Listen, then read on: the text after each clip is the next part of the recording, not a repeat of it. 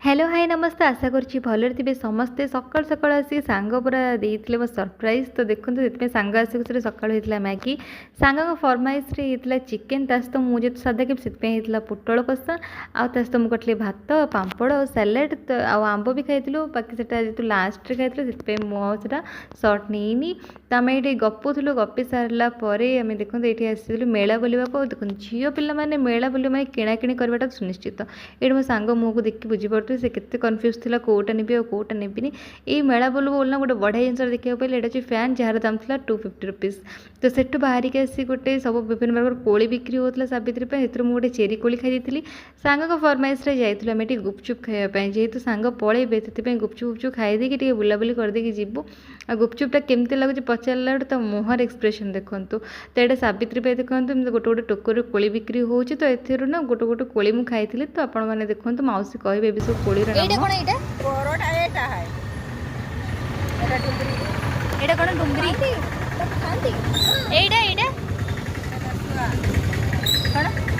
लेसुआ